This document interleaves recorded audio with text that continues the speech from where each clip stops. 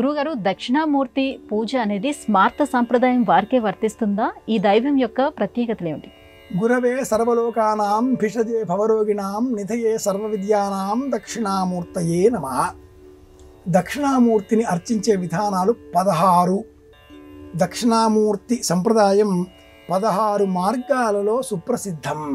యోగ దక్షిణామూర్తి, సిద్ధ దక్షిణామూర్తి, ధన్య దక్షిణామూర్తి, విద్యా దక్షిణామూర్తి, మేధా దక్షిణామూర్తి, శ్రీ విద్యా దక్షిణామూర్తి, ఇలా అనేక రూపాలు 16 రూపాలలో దక్షిణామూర్తి సంప్రదాయాన్ని మనం గ్రహిస్తూ ఉంటాం.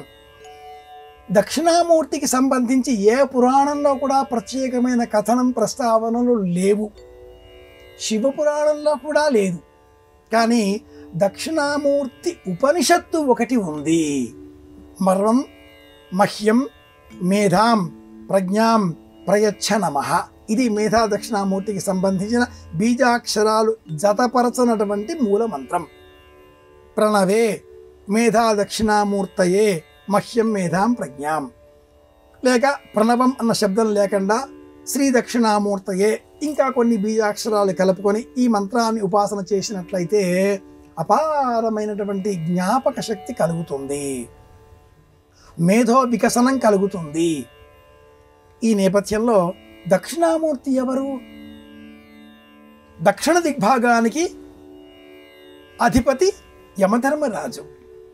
యముడికి ఆ ఆధిపత్యాన్ని అందించిన వాడు పరమేశ్వరుడు.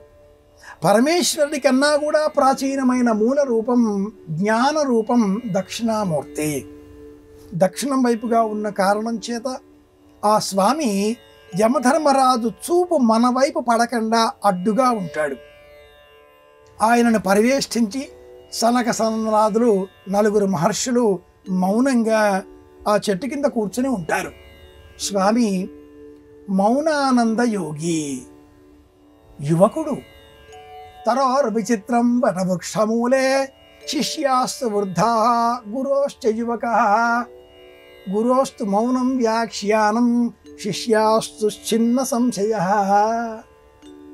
చతుర్భుజుడై ఒక చేతిలో జింక, మరి ఒక చేతిలో జీవాజ్వల్యమానంగా ప్రకాశించేటటువంటి అగ్ని, మరి ఒక చేతిలో జపమాల, మరి ఒక చేతిని అభయహస్తంగా ఉండి చతుర్భుజుడిగా ఉండే ఈ దక్షిణామూర్తిని 16 రూపాలలో మనం స్తోత్రం చెయ్యవచ్చు.